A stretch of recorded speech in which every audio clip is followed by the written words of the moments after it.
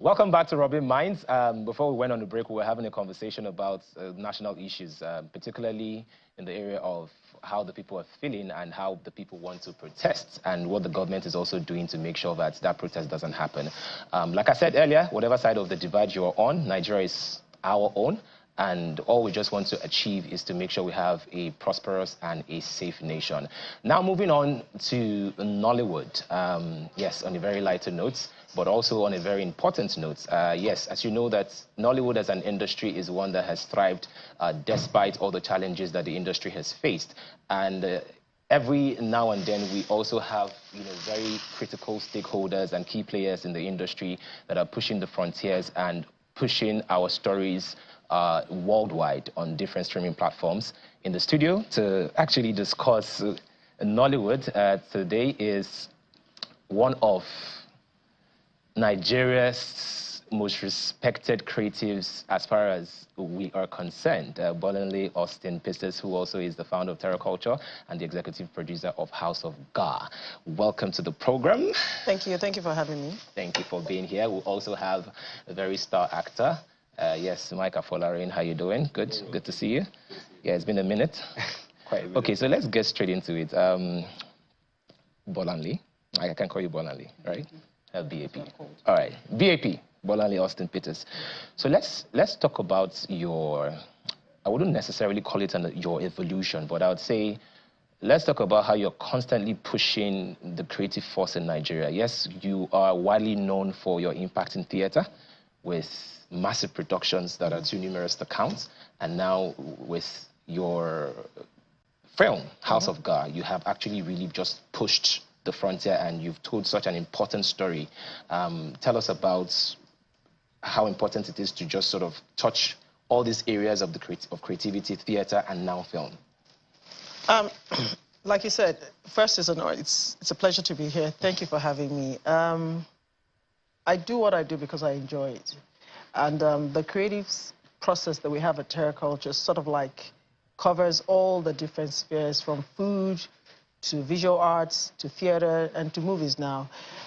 Somehow movies gets much more magnified because it has more eyeballs, right? But at the end of the day, it's just really telling Nigerian stories through the different avenues that I have. I'm very passionate about Nigeria. I'm passionate about Nigerian stories. And that's what we're doing. Just ensuring that we put Nigeria on the front burner, that people get to see the best out of Nigeria. A lot of people are yearning to understand Nigeria, Nigerians, our culture. And don't forget that a lot of Nigerians are also outside of Nigeria. True. And this is the connect for them. So what we do is we bring Nigeria home to them wherever they are. And it's a celebration of all that makes us Nigerians that we do. And we try to do it at the highest level of excellence. Talking about highest level of excellence, I was personally trying to estimate the budget of House of Gar, and every single time I felt like I had a figure, I just see one scene and then the figure just automatically changed. Why was it important for you to really just make the film really good? I mean, the costuming, the casting, everything was so important. I was really critically watching to see a place to heavily criticize. I think the strength that I bring in is also the strength that I've had from stage. The years of honing my skills on stage has taught us that you can't cheat. People see everything. And if you look at what happens in other parts of the world, they spend billions of dollars to give you the content and the quality, that they give to the world to chew. So in Nigeria, we just have to get to that point where we choose not to compromise. We cannot compromise standards. We cannot think that we're operating for a local audience. The world is smaller. Everything you do here is seen across many oceans, in nanoseconds. So whatever it is that you're watching here, I've had text messages from Dubai, from America, from New Zealand, all over the world. They've watched House of Gar. So I'm not operating on that mindset of, oh, this is local. I'm operating on the mindset that whatever I do must have that global standard of excellence to it, and that is what we're doing. There has been conversations around the the amounts of money being spent on Nigerian production versus their other African counterparts, particularly South Africa. You know, a lot of people have said that, you know, perhaps the Nigerian Nollywood industry does not get as much funding as opposed to their South African counterparts. And is that an issue? I'm sure, you know, the thing is, the economics of things, there must be a rationale for those who are investing to be doing what they're doing. I'm not an accountant, but I do also know that there are Nigerians who are in a position to fund these projects that are not funding it. So why is it always that we're looking to outsiders to solve our problems for us? We should be able to raise those funds internally in Nigeria. So if you're talking about other parties funding you, then it's to, for me, I'm sorry to say, it just doesn't hold water. I'm not going to be looking next door, asking how they're spending their money. I should be asking myself, why aren't we doing the same here internally ourselves? And for me, that's really the issue. So if somebody is spending their money any which way they want, it's their prerogative. It's not for me to judge them and say, you must give me money. It's not. Okay, yes, one of the conversations on social media is the fact that we have two great icons of Nollywood. Of course, there were several icons in the movie, but there were two female icons that a lot of people had thought at some point were in opposite directions, so to say, but were seeing them in one film. I'm talking of Toyin Abraham Ajayemi and Funke Akindele in one movie. And I think that really excited the audience. You know, was that deliberate to bring these two people together, or was it just a matter of these are the two people that could best fit the character? I think it's the latter. Like you rightly said, what I do, if you looked at the casting of that film, it was myself and Tolu Lotana and a couple of others who chipped in when we needed assistance. I cast based on your ability to deliver. I don't cast on your fame. Coincidentally, all of them bring their fame to the table. And as you can see, every single person that is in that movie was just perfect for the role that they played. Simple. True, and I agree with you. I totally agree with you. Also, we've seen that our local stories, told in its rawest form, you know, told in its most epic form, is gaining a lot of momentum globally, and sometimes even being preferred to the contemporary and the modern stories. You know, so how important is it for us to preserve our culture through films? I think what we're doing is exactly that. You know, the younger generation increasingly are into digital media, right? And apart from the fact that it's a lasting form of retaining your story, right? It's more accessible. And if you're talking about local content, culture, things that is us, I think that we're the better people to tell our own stories. Foreigners can't do that for us. And every time we try to borrow their own culture, you will notice that we kind of like fall short most times because you're borrowing what is not yours. But when we talk about who we are, nobody can talk about your home better than you. True. So what we're doing now is we're showcasing the best of African culture. Like I told you earlier, there's a lot of Africans that are in the diaspora who have traveled the world, who are yearning. When I take my plays out of Lagos or Nigeria to other parts of the world, the demand is exceptional because all of them are looking for that thing that will tie them back to motherland. True. So in doing this, all of a sudden, the world is realizing, like the South Koreans did, that African culture is beautiful. African culture is diverse. House of God tells you about the political structure. It talks about the fashion. Look at how grand and elegant we are as Africans. So for me, I don't think that we can do anything better than to start focusing more on telling our own stories to the world. And I think the world is just absolutely waiting for Nigerians to do that. And I'm happy that you're one of those people that are actually pushing this narrative, because sometimes when I watch Hollywood movies, and especially when they're trying to depict our accents, and you always hear like, oh, my name is, and this is supposed to be an Nigerian accent, my name is Mbukuru. And so they can only tell our stories to the extent that they understand.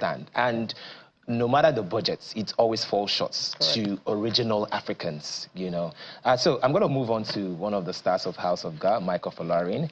Welcome to the program. Thank you for having me. Yes, when you walked in, I said you now look like Wizkid. Oh, wow. So I've known you for a lot of years, and I know your process. I remember vividly even the periods where you had to, you know, audition for certain, I mean, you're still auditioning, but on a grander scale, where you had to audition for certain roles, and it was, a lot of people think you just came into Like you just came into the scene, but you have been grinding for a minute. So how important is the wait? The wait is actually very important. It's the most important thing, if I would say. You can't rush the process. There's times when you have to just watch and learn. Because I came into the industry, I knew what I wanted from the industry. I knew the goal, but I took time to just appear or show up on production sets and just watch and just observe and just learn. I worked on Bling Legosians as a behind-the-scenes photographer. That's one of her projects. That was the first time we ever worked together. Then I had barely started, acting. And just in that process of waiting to get a break, I learned so many things that are vital to my career right now and so many life lessons that I hold dear to my heart. And I also met people that are very instrumental in my success right now in the industry. That's beautiful. I particularly love how much you've grown, not just as an actor, but also as an individual, The Mike I know is a full-grown man now. So yeah, tell us how it was working on House of God, with so many Nollywood legends. Yeah, House of God is definitely a core memory for me right now because I was just saying earlier that it's like probably the most intense I've ever worked in my life because months before getting on set, I was already in like the gym trying to get in proper shape for the character. I was doing horse riding trainings, I was doing stunt rehearsals, and just seeing that a Nollywood project is taking these elements as seriously as it should be made me, more enthusiastic about the project, made me, look forward to getting to set and performing my heart out. So, like, no surprise when, the film is out and everybody is reacting and, gushing over it because the actual work was put in and, What would you say was the biggest challenge? At what point did you say, you know what, should I continue this project or, Mama, you can keep your balance? For me, I think it would be the Yoruba speaking throughout the entire film because I think in English. I'm not I've grown up, but luckily for me, I grew up with like my grandparents, so I would hear like the language. I would speak as much as I could, but having to speak it in such a way that people spoke it back in the day. I had to be more intentional with it, and thanks to Ibrahim Chatta on set, I would just go and sit and ask him repeatedly, okay, sir, how do I say this? If I want to say this, how am I supposed to say it? I remember there are lines that I would have to understand what it means in Yoruba, or in English rather, and then like convert it to Yoruba, and then like just hear the story behind why Yoruba people say this. So in working on this, I learned so much about my culture, and like I would say I'm a better Yoruba man right now after working on House of God. That's fantastic, and I think that's one of the things that really endears me to House of God and other of our, indigenous, authentic stories that we tell to the world. Yeah. BAP, honestly, it is very, very, very challenging, pulling up a production in this country with several challenges that are outside your control. You hear filmmakers saying that they want to go film at a particular location and your money less and the area boys want to come. You hear filmmakers say that they don't have enough support from the government. So really, how are you doing it? So I think that it depends on the personality of the individual. I've run terror culture for 21 years. Running a business in Nigeria in and of itself is a humongous task. And anybody who has run a business where you have staff and you have survived, and especially in the arts, we should be given an award. So I've traversed all sorts of pain points, and I've learned that life in and of itself is a journey. Every production is a journey. So what I do is I just say to myself, okay, it's a step at a time. A journey of 1,000 steps, you start with one. So whenever I'm framing a project, I start with, okay, this is the idea, this is the destination. We're going to take it a step at a time. There will always be bumps. There will always be challenges. That's life. True. But I always see the end from the beginning. And that's how I've been able to do as many productions as I have been able to do. And I'm just hoping a lot of people can draw strength from that. Just hearing you speak, your mannerism, your confidence and everything, you can tell that, Mama, you be OG before I do. You learn. Life teaches you that there's no hurry for anything. And there's a lot of, there's pacing. There's something called time and seasons. Things will happen. Just do your best, stay in the space, and things will happen. So what would you say is the future of Nollywood with the way things are going now? Great. I think things are going to get bigger and better. I think that if you look at Nigeria as a whole, the way I look at Nigeria is virgin territory. Yeah. Anything you choose to do, if you do it, and just do it as good as you should or as you can, it will always come back in multiples. So the future of Nollywood, apart from the fact that African stories are now, you know, there was a young lady, Tomi Adeyemi, the aunt sent me her book. She's doing something for, her book is being done by Americans now. Yeah. Children of Blood and Bones. Exactly. Wow. In Nigerian, so Nigerian stories. So if you, and somebody approached you, one of the great writers of the past also, all their stories, Nigerian stories are in demand. Yeah. They're sort of like maxed out in the West. So this is our time. And we have great filmmakers, great actors, all of us doing our best, you guys promoting and supporting. The future is bright.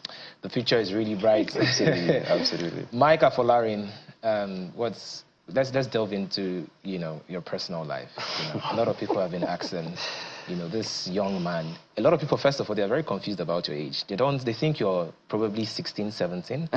Some people think you're 21. Okay. I've heard people say you're 21. And I think that's because of a particular role you played in a high school series that sort of gave you a lot of mileage. Yeah. So, Mike. Yeah. Yes. Are you married? Are you single? You know. I'm not married. I'm not single either. Yeah. Okay. You are what? You have to complete it. That's, you asked if I was married or single. I said I'm not married. I'm not. But I'm in a relationship, if that's what you're asking, because you didn't directly ask. But okay. Oh, okay. And you're of the marriageable age. Oh, absolutely, yes. Because one of your selling points, in case you're not aware, aside from your great artistry, is also the looks. And a lot of women are like, okay, Mike, we see you. Thank you. You know, are you up to 30 years? Should we be? What exactly? Should I take your picture to Shiloh and pray so that you become my husband? Oh, well, yeah, I'm of marriageable age, if that's what you're asking. Okay. But yeah, I'm not looking for, you know. All right. But I think that, just so that I chip in for Mike here, you know, having Mike on House of Gar, for me, also shows that the future is bright in that space. Absolutely. The amount of dedication, focus, and his willingness to push boundaries. So we had phenomenal actors, Chata, Femi Branch, Femi Adebayo. These are big names, right? And he had to compare. He had to sort of like work against them. And he gave 100. We were on set for over 30 days. Yes, 30. He was there from day one till the very end. Wow. And there were times where he got physically hurt. There were times where I would push him and say, Mike, you have to give me more. You have to go, especially where he was killing Shasha.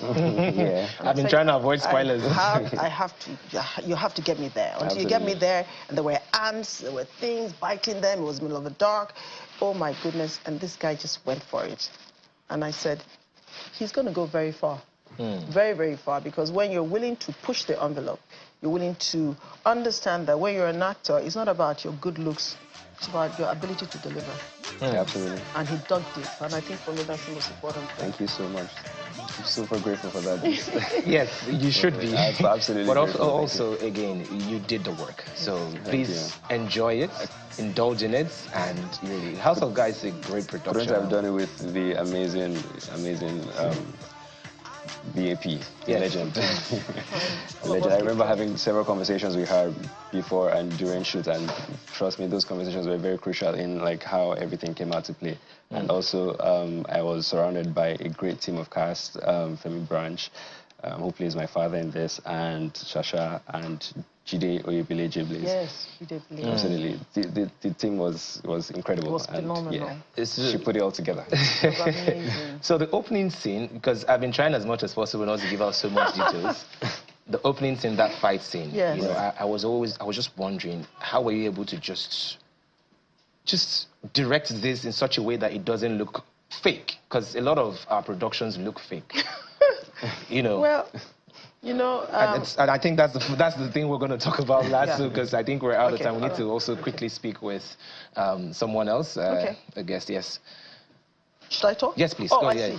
Oh, so, so the first thing as a director is that I don't go to set without knowing my shots. Right. So I already knew where I wanted to get the legs, when I'm going to shoot the arms, how many people I wanted in formation. I already rehearsed it. All the actors came for rehearsals at TerraCulture. I did the choreography with them, with the choreographers, that this is how I want it. This is how I want the horses to be arranged. I knew who was going to be 1, 2, 3, 4, 5. So, you know, in my head, I always arrange things. Yeah. So I'm not a director that gets on set and I'm flustered. I'm not flustered. Everything is like tick, tick, tick, tick, tick, tick, tick, tick, tick, tick.